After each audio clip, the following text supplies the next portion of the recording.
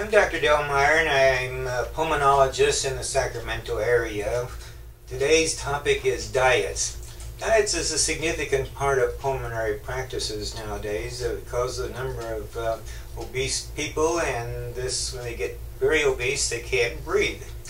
In fact, there's about 2/3 of our country that is overweight, and about 1/3 of our country is actually obese. And so there's a large number of those that are morbidly obese, can't breathe, end up with inability to breathe, and some have obstructive apnea and quit breathing in the middle of the night. And they're on machines that help them breathe all night long. To look at how many diet books are around, when I was doing this series, I went to the bookstore, and one bookstore had 107 books on diets. Another bookstore had over 200 titles. And despite this deluge of shelves and dated diet books, the medical dietary evidence was now 10% of the book sales. Diet books that my nurse brought to my attention some years ago was the Zone Diet.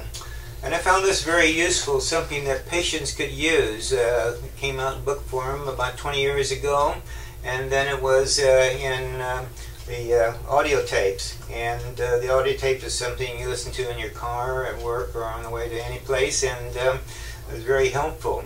Actually, it's the first half that really gives you most of the information that you really need, and then the book takes off in typical diet lingo, and people get hung up on the details.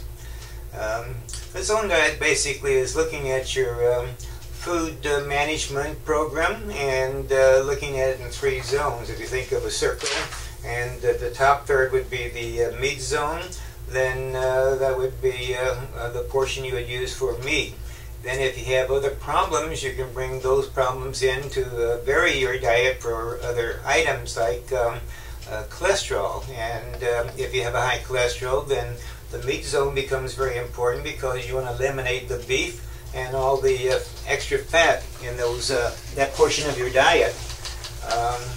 So when my cholesterol was never very high, it was slightly over 200, and my doctor thought I should be on some statin drugs to reduce the cholesterol, and he put me on Lipitor, and within 6 to 9 months I had muscle aches and pains all over, and it was breaking down my muscles into myoglobin.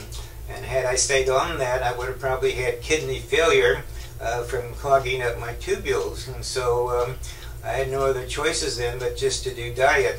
And so with this diet then, I just took the meat zone and took out all the beef and lamb. I take out milk down to 1%, take eggs down to 1 a week, and the butter down, I can't believe it's butter, and cheese, make it all white and low-fat cheese. Doing those 5 things brought my cholesterol down to about 75 points, which is very low, and so I don't have to worry about having a heart attack or strokes or ever having a coronary bypass now, because my cholesterol is low, and my coronaries will not have any cholesterol plaques in them. Then you look at the second zone, is your vegetable zone, and that would be, you can have all the vegetables, corn, peas, carrots that you want. You'll never get fat on those, and you can heap it up on that side. The third zone would be the salad and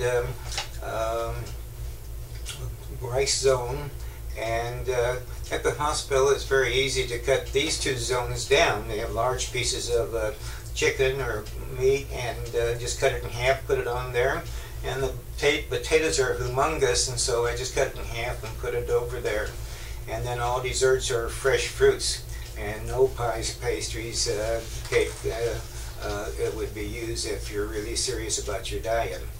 So in about 2 months then, by eliminating half the calories on my plate, I would expect to have lost 500 calories a day, or 7 times that a week, or 3,500 calories, which is 1 pound. So I was expecting to lose 1 pound per week. In fact, in 8 weeks or 2 months, I had lost 12 pounds. Obviously, I took more than that amount of food off my plate. In the second 8 weeks, to 16 weeks, I should have lost 16 pounds, and I lost 20. So I'm still taking more than 500 calories off my plate. And then in 6 months or 24 weeks, I should have lost 24 pounds, but I lost the entire 30. So it calculates out very nicely, and so one can work with his own diet and use weight loss and low cholesterol with that, and serve the other purposes. But at this time, we were having a diet seminar at one of the hospitals in the 70s, and Dr. Nathan Pritikin gave the program. And he, of course, he has the most rigid low-fat diet any place, and he came about it because when he was told he had coronary disease, he bypassed or declined his coronary bypass and decided he would do this on his own with the diet. And he developed the Pritikin diet program, which has been going on for almost half a century. Some years later, his son gave a seminar at the same hospital and went over the data on this, and it's really amazing what the Pritikin Center has done. They call it the Longevity Center, and from 74 on, the results indicated that 83% of their hypertensive people went home without hypertensive medications, and that 50% of their adult onset diabetics no longer needed to use diabetic pills. And of the 64 people who were recommended for bypass surgery, 80% of them never proceeded to the surgery. And then he brought the fact that his father, before he died, on his diet, his coronaries were very soft on his last angiogram, and so he had totally reversed his heart disease with his own program. Of course, there's over 50,000 people that have been treated at the Pritikin Center in the last 15 years, and so it's a very hard and devoted program for people that can do that. There are other diet books that we reviewed, and just to mention a couple of them, Dr. Atkins, Dr. Dane Ornish, Robert Atkins all have books, but they all have some titles that make you lose interest rather quickly.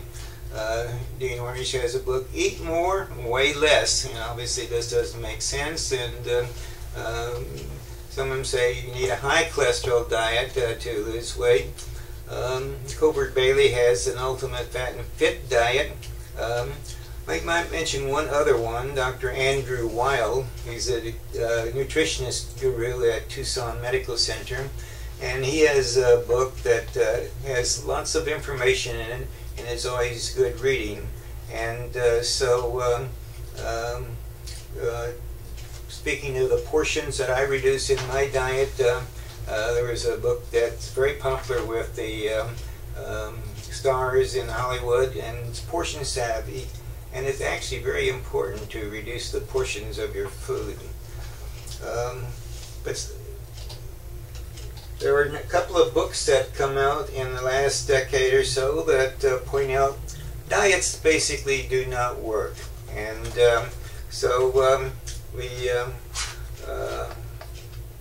we'll go into this on our next video. So thank you for being with us today, and we'll be back with you in next week.